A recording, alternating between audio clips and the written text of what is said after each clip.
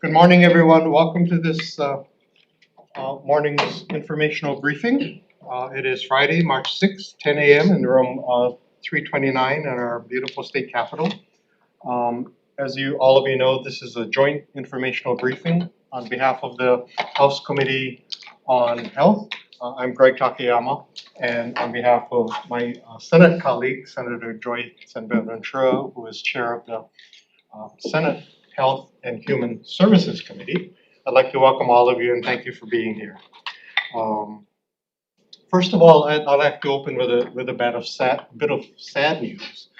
We just learned this morning that our former colleague in the legislature and former Congresswoman Colleen Hanabusa has passed away. So this is certainly sudden and unexpected and sad for all of us. So I'd like us to observe a moment of silence, if you would.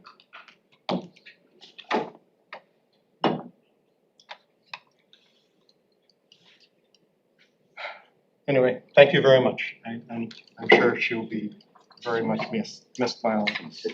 Anyway, I'm gonna keep my introduction brief. This, as all of you know, is a informational briefing on the Rural Health Transformation Grant. One of the few actually beautiful things about the Big Beautiful Bill is that it provided funds nationally for this program, and here in Hawaii, we submitted an application which was apparently well received because we received almost $200 million for each of the next 5 years, $1 billion, and that stacks up well, if not the best, of any state of our comparable size. So congratulations to the governor's office and all of you for your work on the application. What we applied for and what we got, we're about to hear from all of you. So let me turn it over now to Lauren Kim. Good morning, Chair Takayama, Chair Senbeventura, members of the House and Senate committees. My name is Lauren Kim.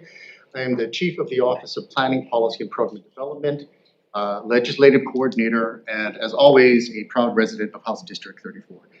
I'm here representing the Office of the Governor. The reason for that is the artifacts of project administration for RHTP, or the Rural Health Transformation Program, are being run through the Department of Health. So the Governor has not stood up his dedicated RHTP team. My proximity to the documents such as the special project and the position descriptions affords me a little more insight than some of my other colleagues into the way the Governor's office is setting this up. I'd also like to ask Mr. Ian Withyberry to introduce himself. Hello, I'm Ian Withyberry, a policy assistant in the Office of the Governor, helping out, supporting Lauren, and here to answer any questions. Thanks. And so Ian will chime in as when he thinks appropriate.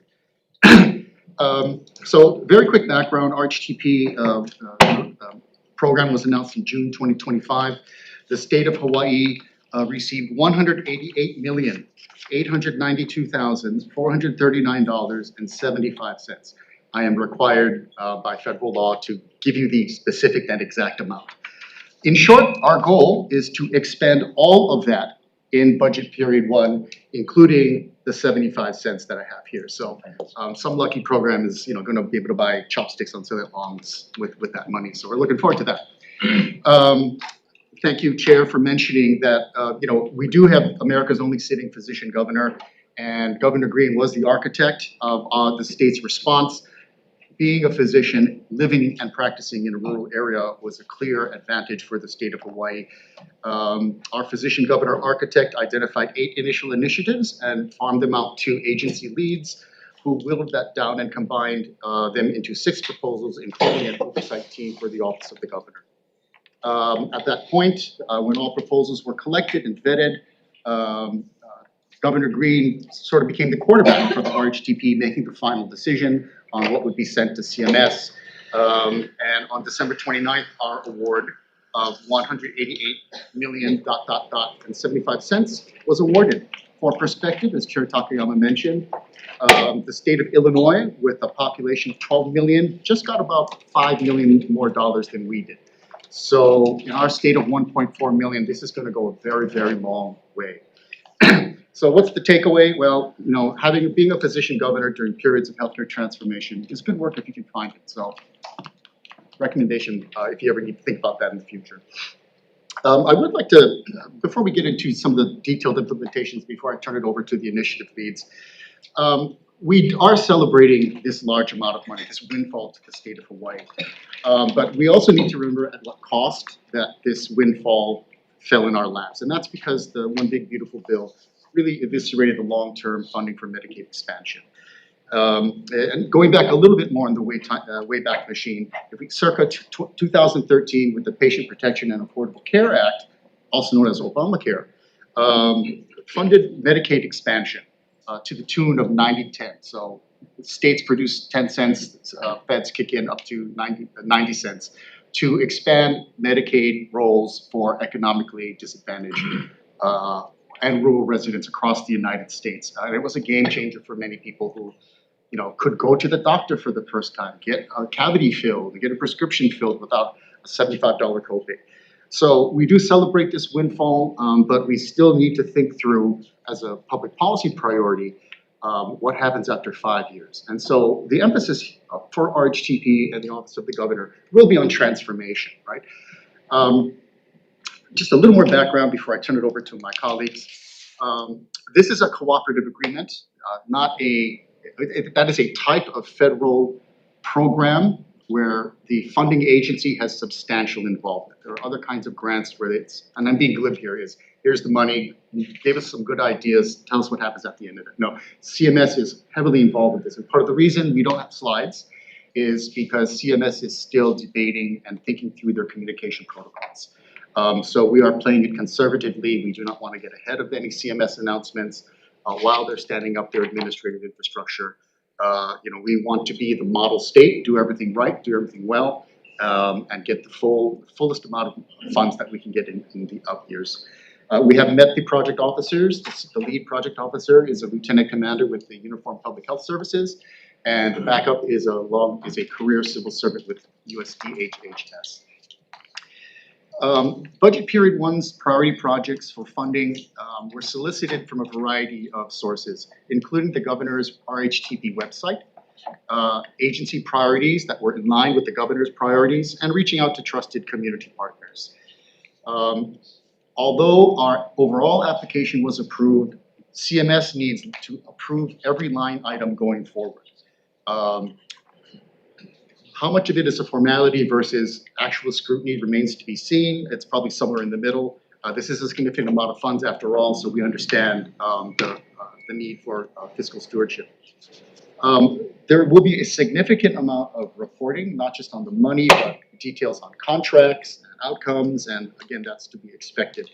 We anticipate good news on our line item approvals, but we still do not have anything in writing, so again, we are here to share what has already been publicly shared since that already received CMS approval.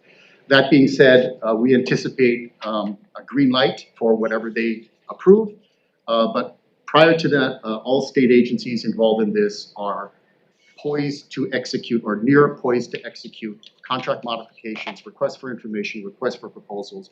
So when we get the green light and the state accounting and financing systems are set up, we'll hit the ground running. We will not spend 4 to 6 weeks writing RFIs. They're already being prepared, and so we're just waiting to pull the trigger.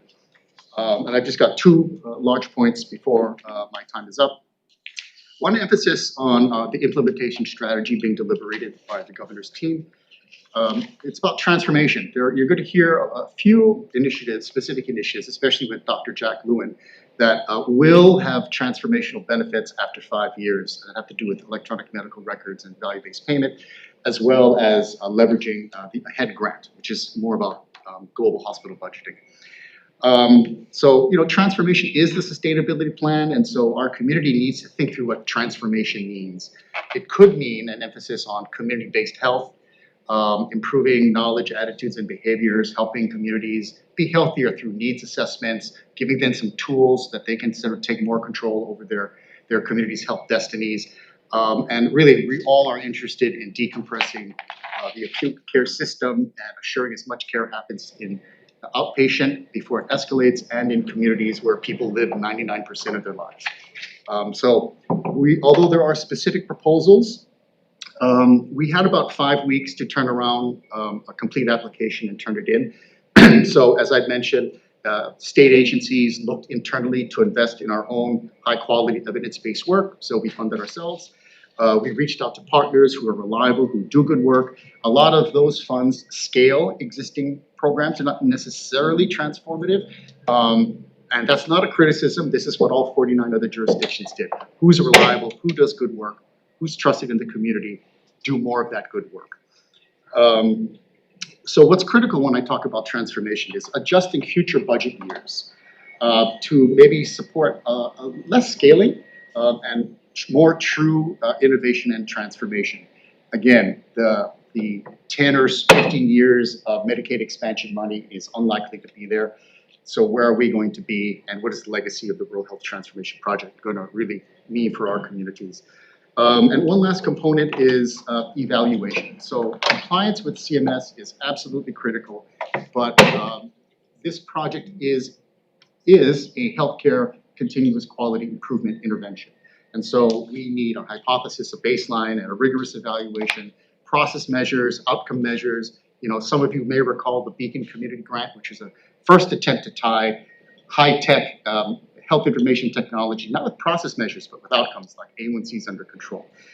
Community probably quite wasn't ready for that much of a change, but we are in a much better position, as some of the other speakers are going to tell you about. And so in summary, you know, 188 million ... and 75 cents. We're going to spend every penny of that, including those 3/4. And we really need to think hard about what transformation means. I think we all, this committee in particular has come to the conclusion, like those of us who do this for a living, that we have a sick care system. And this is a real opportunity to think through what a healthcare system looks like. So Ian, any comments? I don't believe so. Okay, so with that, I'll turn it over to the first speaker, which I believe is Dr. Lee Consejo to talk about the Home Run Program. Okay, members, I'm going to ask the presenters to go through all their presentations to make sure we can have time to hear all of them, because we have a stoppage time of 11 a.m. So please proceed. Good morning, chairs, vice chairs, committee members. I'm Lee Consejo. I'm the Associate Dean for Academic Affairs at JABSOM, and I'm joined by our Associate Director for our Area Health Education Center, Erica Davis, and also Claudine Chan-Nawuse, who is our Project Associate. So Home Run is our overall workforce development initiatives. There's actually many sub-initiatives, and as Lauren mentioned, some expand what we do, some in fact are new, and all with the goal of community at the core, and really helping make sure that the community is able to identify some of their priorities and needs. So I'm going to turn it over to Erica. Aloha and good morning. So again, the Home Run is pipeline to practice. So I'm going to talk about some of the pipeline initiatives with these grant funds. At least one healthcare certificate training program is going to be implemented and available in all rural schools with a connection to a local industry partner. We will also be supporting HOSA Future Health Professionals, formerly known as the Health Occupation Students of America, for all their travel. So all the students rural travel. And then we're also going to be providing an academic tutor on each island for group and individual sessions. This will be to support that health certificate training program and anything else the students need. These tutors will be on each island, so they will have a contact there. I'm now going to turn it over to Claudine, that's going to talk about the healthcare future and the current learners that we're going to have. Good morning, everyone. So for the future and current learners in healthcare, Home Run plans to offer education awards to cover tuition for everyone who commits to working in rural areas for 5 years. This includes tuition for both online and in-person training for all direct healthcare and IT personnel. Further support will also include travel for training in rural Hawaii for all local students and residents in medicine, nursing, physician assistant programs, speech language pathology, social work, and other health professions training programs.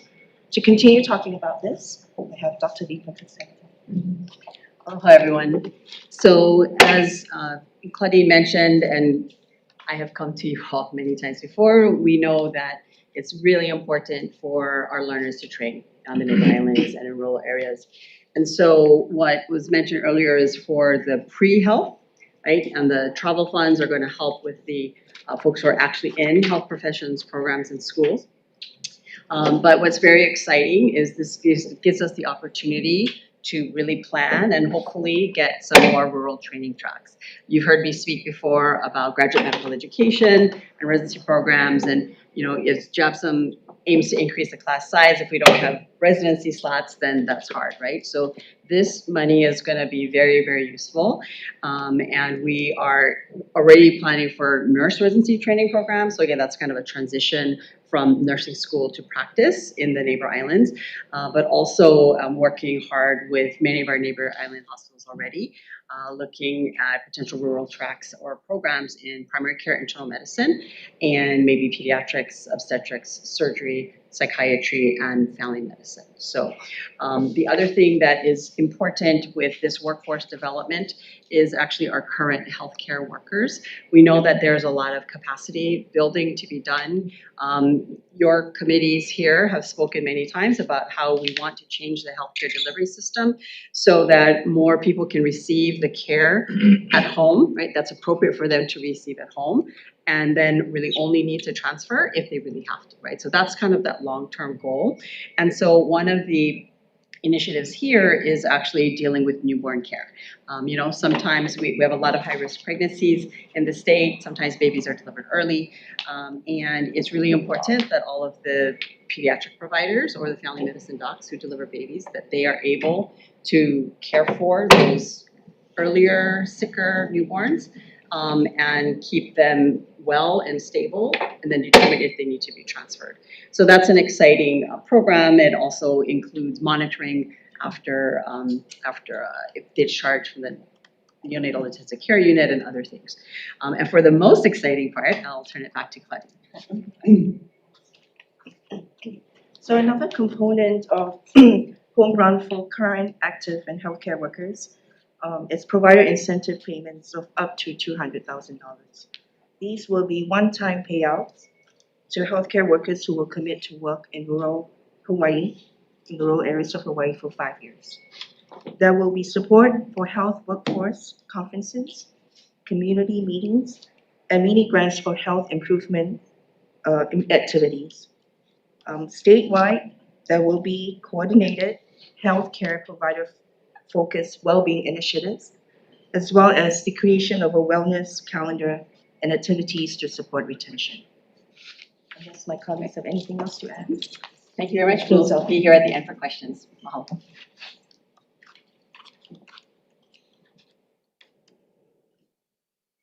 Now we can bring on Dr. Jack Boone, if you'd be willing to talk about two initiatives, the Rural Health Information Network and the Rural Value-Based Innovation and Ahead Readiness Fund.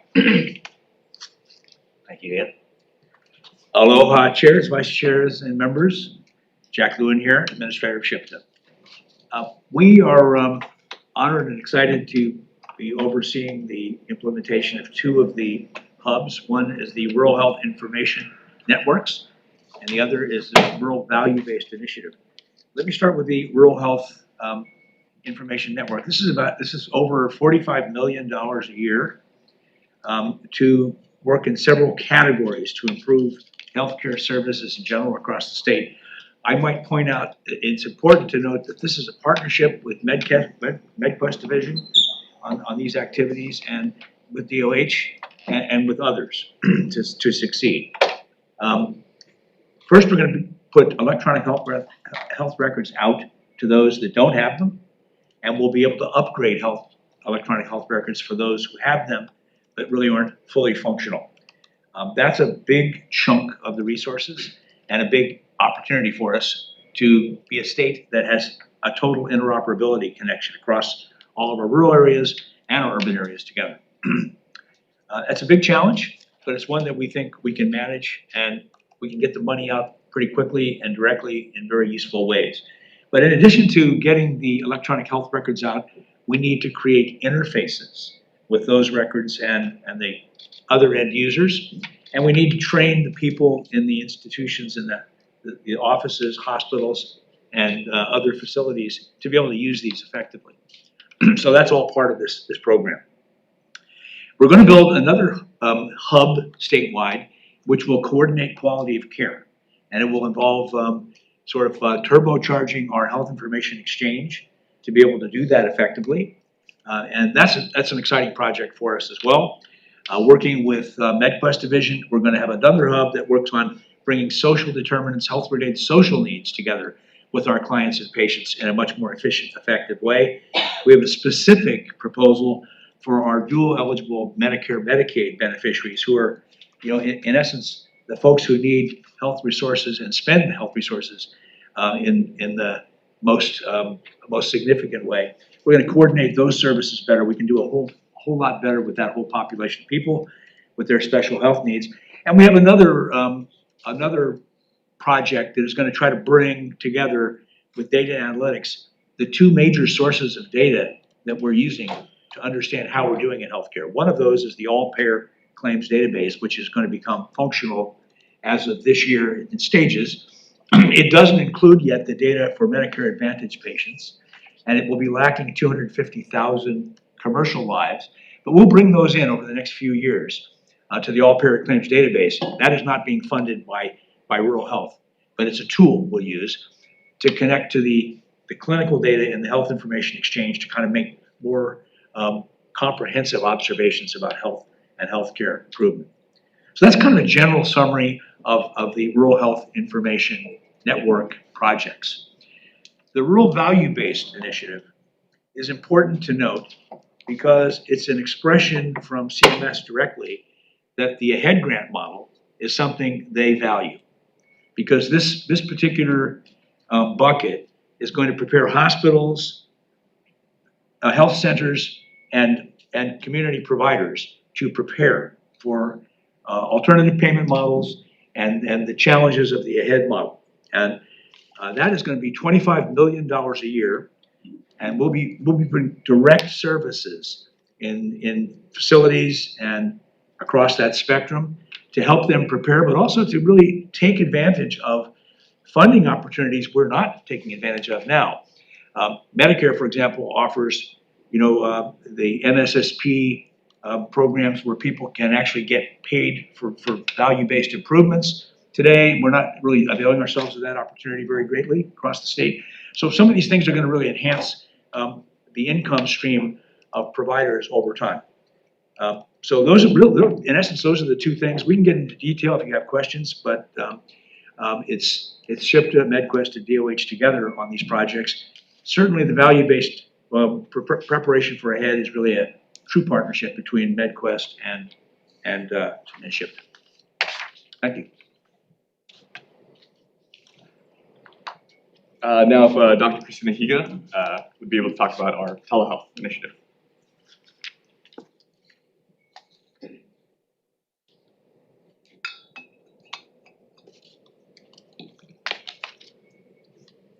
Good morning, chairs and vice chairs and committee members. Aloha, I'm Christina Higa. I direct the Pacific Basin Telehealth Resource Center at the University of Hawaii. It's one of 14 federally funded resource centers in the country, and our center serves the state of Hawaii as well as the US affiliated Pacific Islands. Our center has been working on trying to advance telehealth for the last 16 years and have seen a lot of changes, especially as you all know in the pandemic. We have had so much more adoption of telehealth from patients as well as providers. And so I think this initiative, the telehealth initiative of this Rural Healthcare Transformation Program, comes at a really great time. Pili'ola is the name of our initiative, and we're going to keep momentum going with advancements of telehealth. So the telehealth initiative's goal is really to expand and strengthen telehealth initiatives in the state of Hawaii, and in particular for the rural areas. As Lauren had mentioned in the beginning, some of the programs did look for projects that could scale up existing programs, and ours is one of them. We're one of the smaller initiatives. If you look at the budget, less than half of the most of them, but we really saw the past experience of some of these programs taking years to get to the point where they are now. So this funds is really going to help to expand them to rural areas, especially so they can get the care services they need. But a big part of our focus is really to match the rural healthcare needs with their telehealth and their healthcare needs. And we want to stay aligned with the rural reality, you know, to understand what works and what doesn't work. Because in telehealth, we have seen many things in the past that did not work, and so and many things that have. So a big part of our work will be coordination, understanding and listening to rural communities and their needs. And so we're building a stakeholder engagement framework. So there'll be a coordinating council and working groups that take agendas from the council and staff to move the agenda. Policy, technology, training, clinical applications, for example. As I mentioned, many of the programs that were proposed have a track record, and those will be scaled up. Another big component of the telehealth initiative is the workforce and training, especially in the area of supporting your community members in getting access to telehealth and helping the patients. So we will provide that so they have the best experience. So if I could just move quickly to highlight some of the programs. There are many different types. These fall under expanding access to care for where the patients are. So we have a telehealth access point and navigator project. Again, this was, we had a very successful project in partnership with the Department of Health in libraries and telehealth.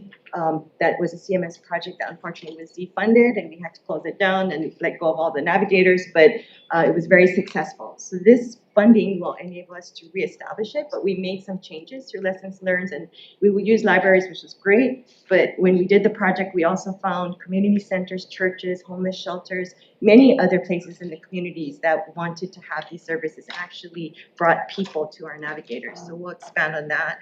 We have another one that's telehealth in the workplace, working with employers to make sure they understand the benefits of telehealth for their employees.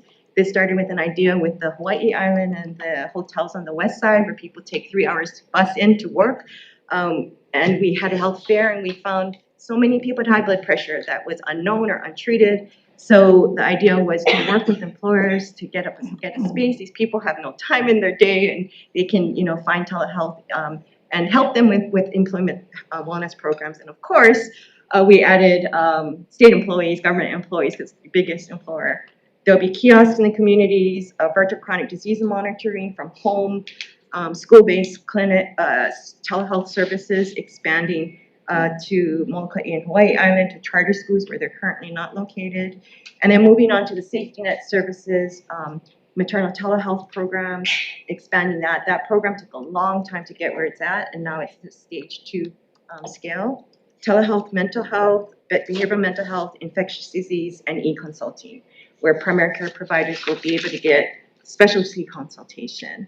So in closing, I just wanted to say again, in comparison to the other initiatives, you know, our funding is, you know, less than half, but if you listen to the other initiatives, many of them have telehealth as components to it. And so we will work across the initiatives and coordinate and help to have them plugged into our stakeholder engagement frameworks in the same way as us plugging into theirs, because I think they're all connected. All initiatives are really connected to really truly transform healthcare. And I think telehealth has a major role in that. So that will be our commitment to this program. Thank you. Thanks, Christina. Director Fink, if you would be able to talk about HLT-HHS's Rural Infrastructure for Care Access Initiative. Aloha, I'm Kenny Fink with the Department of Health.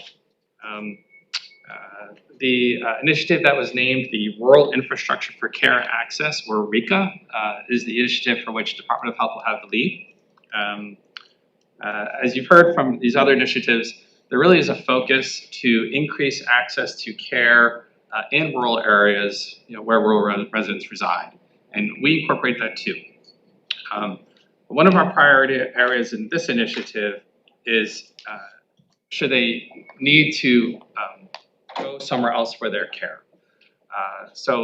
In light of recent tragic events, some work with our federal partners, and the National Medical Disaster System, one of our 4 priorities under this initiative is really strengthening the EMS and trauma system statewide with centralized patient transfer. So in the event that a large number of patients needed transport from medical care, we really feel the need to use this opportunity to invest in that statewide capability and system development. So one of the 4 key focus areas within this initiative is to build out a medical communication center, which would integrate kind of the hospital capacity system. We would use a technology called Pulsara, which allows for, again, more telehealth. In addition, with that infrastructure is to upgrade ambulances and provide Starlink capability so that particularly remote areas, care can begin on scene with perhaps consultation with a tertiary quaternary center as needed. So there's equipment investment in ambulances, Starlink, infrastructure support.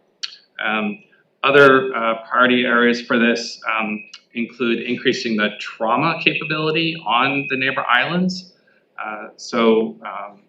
For a couple of hospitals, we look to invest in simulation equipment for training and to provide more training opportunities to be able to provide enhanced trauma care on site on those islands, and to support our level 1 trauma center to begin with telehealth neurotrauma support of those neighbor islands.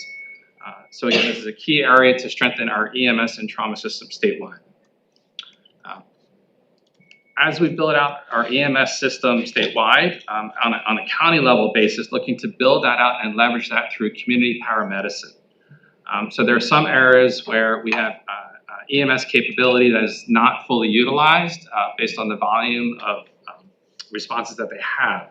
So how do we leverage the resources that we have to do home checks?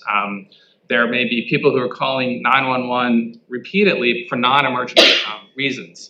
So how do we care for people in the most appropriate setting? And then expanding those EMS programs with other resources such as community health workers or nurses to support more outreach into the community to increase access to care and, again, check on folks. In addition to kind of that aspect within this theme of community paramedicine is also to invest in a mobile medical clinic. So having a medical van that would go around to expand access to care, again, on those neighbor islands. We'll be intend to start on the Big Island for the community paramedicine because they have the most well-developed program. And as we invest and build that out, we'll get more lessons learned for how to spread that into the other counties. For the medical mobile clinic, we're looking to pilot that on Hawai'i and stand that up there. And for the trauma simulation equipment, we'll be investing in Maui and also in Hilo to get those started. Another one of our key focus areas is how do we expand the reach of primary care? So this is separate from the community paramedicine. This is kind of the next level. And wanting to leverage what primary care providers can do and how to support them. So keeping people healthy is really the ideal state. So we will be using this funding to increase activities in promoting nutrition and physical activity and healthy behaviors and continue to do that sorts of work. I just actually came this morning from an event recognizing the volunteers for Senior Medicare Patrol, the State Health Insurance Assistance Program, and it's the value of volunteers. So shout out to them and those volunteers. But there's a tremendous capacity of volunteers and really want to acknowledge, the gratitude for people who are giving back to their community. So there's a project that will be pursued to how to leverage volunteers to help support their neighbors and community members. So that's an important effort. UH College of Pharmacy has a program where they train pharmacists and community health workers to help with medication management and disease management and they can work with primary care practices, again, to expand that reach. So that's another focus area. With those community health workers, if we can expand the work of public health nurses, so using the CHWs as kind of expanders or force multipliers of our public health nurses, again, to get out more into the community, reaching people and servicing them.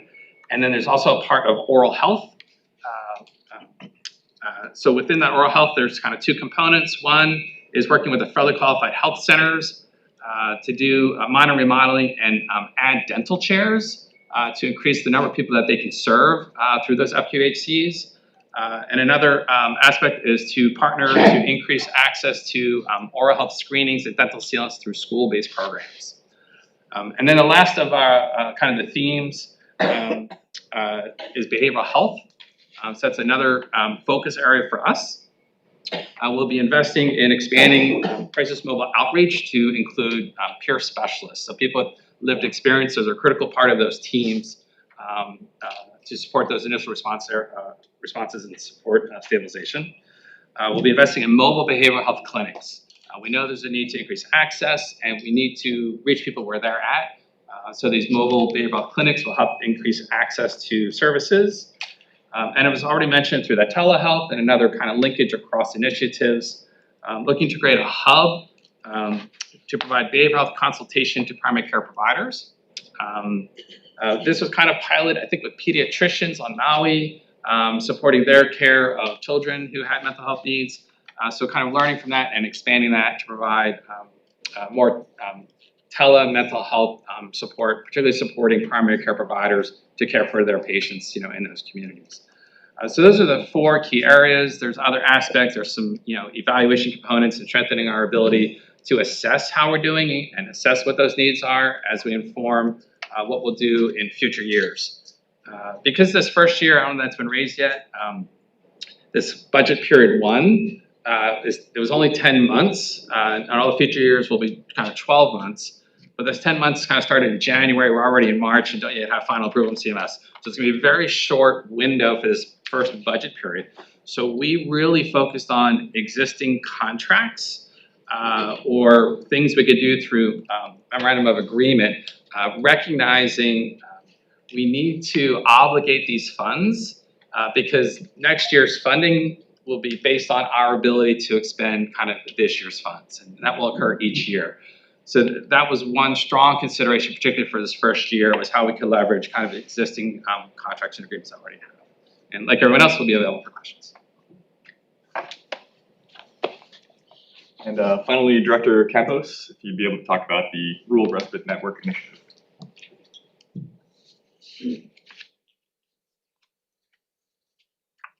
And Ian, thanks for the promotion, but Deputy Director. We won't tell anyone. Okay, good. Department of Human Services. So the initiative that the Department of Human Services is taking the lead on is the Rural Respite Network.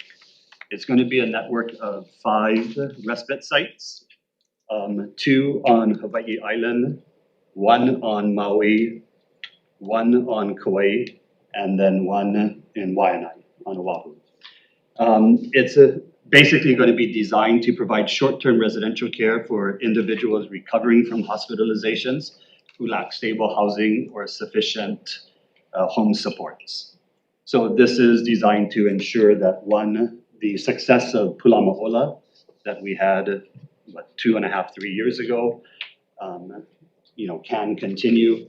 I think that was a good model that showed it is successful in helping to reduce hospitalization costs, as well as provide people the necessary places for them to recover in an appropriate manner. As Director Fink mentioned, right, we are in budget period 1, which is a shortened period of time, so we're looking at 2 respite sites, 1 on Hawai'i Island and 1 on Kauai. And then the next fiscal year, we will be looking at expanding the additional 3 respite sites. And so basically that's a real quick version. We're already at 10:40, so I'll step aside and then you have to finish something or, and then we'll get questions. Thanks. I just wanted to just give an overview of kind of how the funding operates. So we've had our first year award of 188.9 something.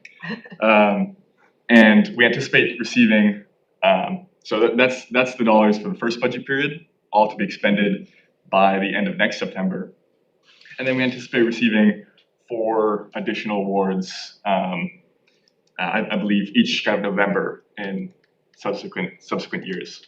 And the specific, kind of size and amount of those awards is anticipated to be similar to our current one, but it'll depend on our compliance and our progress on our various initiatives. So we'll be providing an annual progress report to CMS. Each of these initiatives has at least 4 outcomes or targets that they are seeking to progress on, so we can demonstrate to CMS that not only are we putting these dollars to use, but we're getting outcomes and benefits from them. And so we're working very closely with CMS on kind of finalizing those plans, and we'll continue to work with them to make sure that we're delivering on these and that we get these federal dollars. Every single one of these dollars is coming from the federal government in subsequent years.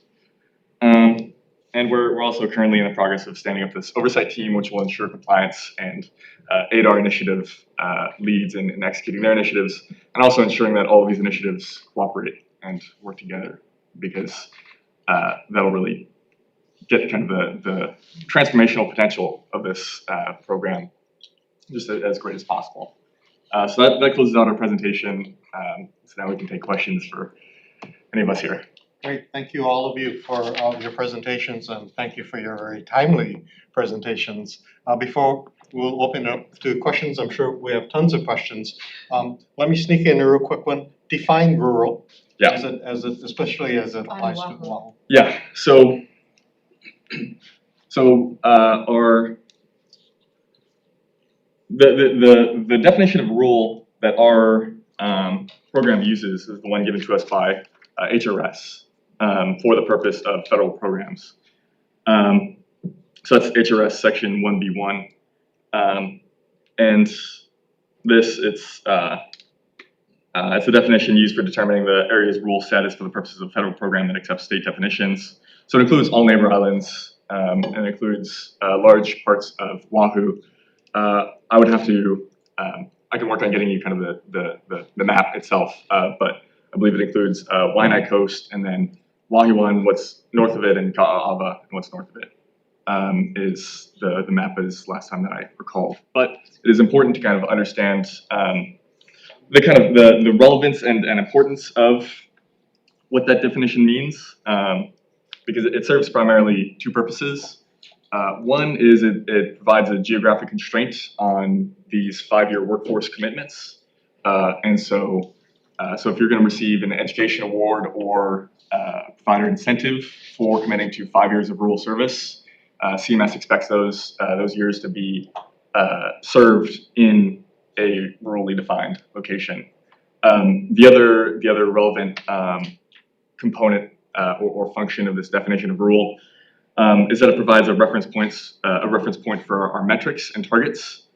So when we tell CMS that we're looking to get a certain number of certain percentage of our rural provider sites to be interoperable, they will be looking at those sites within that definition that we gave them from HRS. But CMS, they recognize that rural health is not only benefited by investments directly into rural communities, and they also recognize that rurality exists on a gradient, and so they don't have a strict restriction on expending these funds specifically in this defined rural area, with the exception of that 5-year workforce commitment, which they do expect to go to people serving. Okay, Waianae Coast, Central Oahu, Wahiawa up Waimanalo? Yeah, Waimanalo is included, Okay, as well as Ka'ava and. okay, that answers Rep. Martin's question. Yeah. Good time. Okay, members, questions, let's start with House members. I have another question. Hi, Ian. Hi. So we talk about telehealth, now we're kind of thinking about Zooms and stuff, but when telehealth started, before we had the, advent of Zoom, it was really much more high tech, and you could have a lot of tools to do different, on the ground examinations that could then be shared very high definition with people on the other end. And I'm wondering, when we're talking about telehealth, are we looking at that model of more sophisticated applications that people can really be remotely doing real examinations inside the body, et cetera? Yeah, that's a really good question, because the technology itself has changed a lot. There's still certain applications, for example, the maternal telehealth application. It's a combination where they'll do the tele-ultrasound, but the pregnant woman would have to go into a healthcare facility, and then the connection will allow the scan so that her maternal fetal medicine specialist can view it from Honolulu. But there's also other aspects of it where you might have fetal monitoring instead of having to drive in and wait for your session, and drive back home. They can do it from home. So there's some of those applications. A lot of people have asked me about primary care. Is that appropriate to use telehealth, or if you need to listen to breathing, heart rate, etc.? And the grant does have very commonly used technologies now that's available for home, and also has really good support so that the patient or a remote nurse or someone who's using it can get directions from the remote provider. So yeah, the technology is really increasing. The program itself will use a combination of all of those. Okay, thank you. Thank you, Chair. I do have a question. Hartsfield followed by Rep. Leroy. It's a budget related question, so I'm Sure. assuming you're the person? Okay. So this 5-year program, the annual awards are gonna be dependent on federal approval and performance. So my question is, how often will CMS review progress and compliance? Yeah, thanks for that question. In this first year, our first official report to them will be our annual progress report submitted at the end of August. We meet with our project officers bi-weekly at this point and update them on our progress, and as they kind of develop these templates that we'll be using for these progress reports. But our first annual progress report will be due August 30th to describe the activities, I think up through July. And then subsequently, every single year, we'll have another annual progress report due at the end of August. But in the months in between, we'll have quarterly reports beginning after this first annual progress report. So there'll be kind of very close oversight and working with CMS. Thank you. Chair, I have 2 more questions, but I'll have. Okay. Yeah. For all members, if you come up with more questions, write them down and I'll make sure and pass them on. So, okay, go ahead, Vice Chair. Yeah, thank you. Thank you for the good work. I'm just really curious, like my colleague, we have this incredible spend down and we'll have a number of assets. The question is then what, right? And I know Lauren talked about there's gonna be some planning for that. When can we engage in that process? And then as far as the repair, maintenance, and upkeep of some of these assets, which are absolutely needed on the Big Island, how do we transfer that and or get those community readies to maintain them after these assets are deployed? Yeah, thank you for that question. I think that's a great question. I think that's also one that I think every state is considering how they're going to make this truly transformational and how they're going to put these federal dollars to use and not just kind of make investments that will just fall off after 5 years, because unlike the cuts that came out of HR1, this is short term. This is 5 years only. I think we'll be each initiative lead as well as the oversight team that we're building out. We'll be working on that, considering how we can ensure that these programs are sustainable. That was one piece of our project narrative. The final piece was a sustainability narrative. And so, we outlined kind of the overview and our hopes for the projects, but I think it'll be a task of this oversight team and of each of our initiative leads to ensure that we're making these changes and making them transformational, and also not, leaving anyone on the hook for, subscriptions and maintenance that will be too much to handle. Let it go, but yeah, when you guys get there, like, Yeah. reach back out. Yeah. Definitely, 100%. I just wanted to And then I'll add one real Yeah. comment. As Dr. Higa mentioned, there will need to be a lot of listening Yep. to rural community health needs. And so we're going to begin to think through some of what that looks like and to stand that up. But this just can't be people in Honolulu figuring everything out. So rest assured that there will be a lot of listening and community engagement. Okay, Rep. Amato, and then I'll turn it over to Senate Chair. Thank you. Thank you, Chair. So I'm not really sure who to direct my question to. But basically I'm curious about an AI component. We've heard about telehealth and many different programs. Is there an AI component to this money? And if so, how is that going to be utilized in supporting physicians, bringing them up to speed with technology and going forward for their patients? I'm not, yeah. Christina? Thank you. Another really important question with the development of technology, and we do in our telehealth initiative budget, we have a small AI lab kind of work. It's not defined yet because when the proposals came in, there was so much not agreement, on what should be focused on. So part of what the telehealth initiative would do through our stakeholder engagement framework is to identify this platform. There is one for the FQHCs. There's an FQHC has been doing a lot of use of AI, especially for analyzing social determinants of health and interventions and all of that. They will continue that, and we will see if that's a model that can be scaled to other FQHCs. On our other TRC side, Telehealth Resource Center side, we're doing programs on AI and safety just for people to get aware now on what you should look out for, especially in healthcare and AI. So we'll continue to put that into the initiative. Thank you, Chair. Let me add just one component.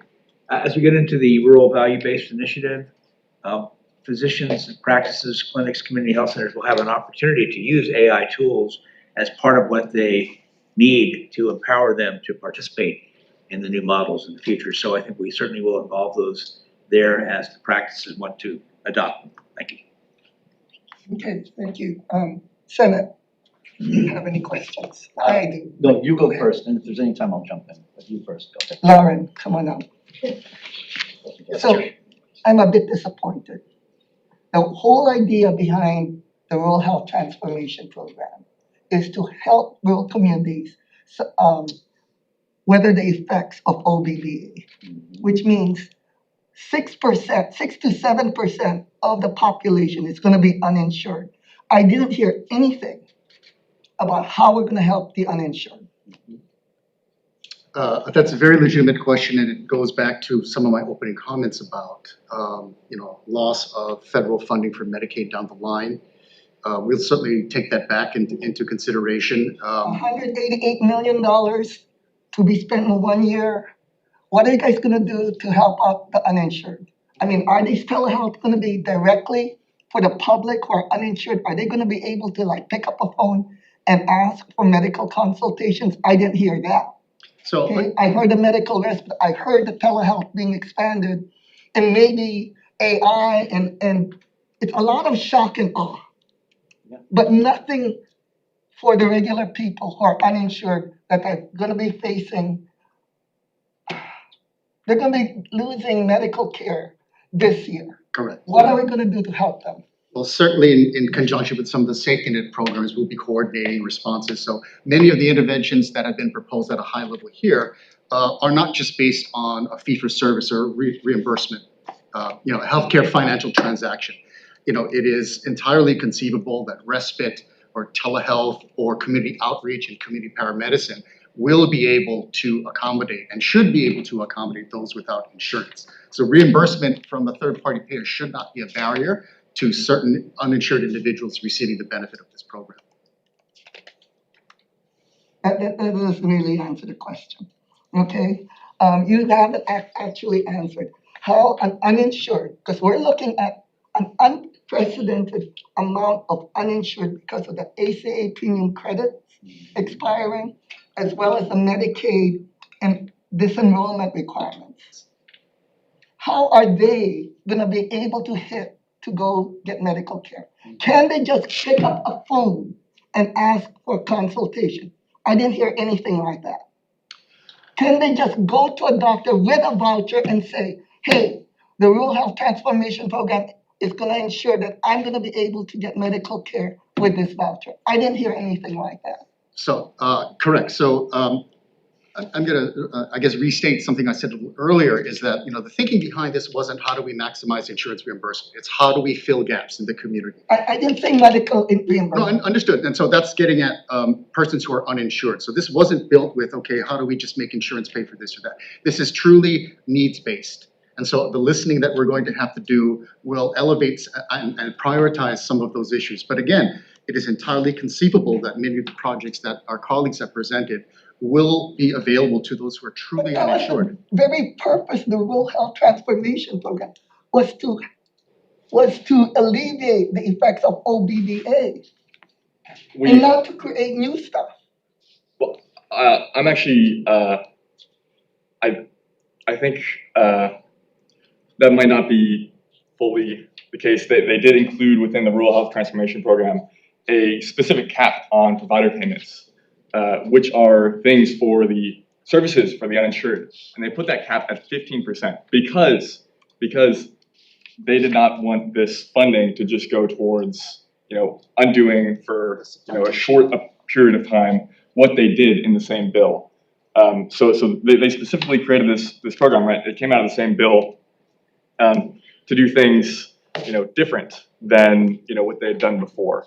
And they put on us this specific constraint, 15%. So nowhere near the 189 million for the first year.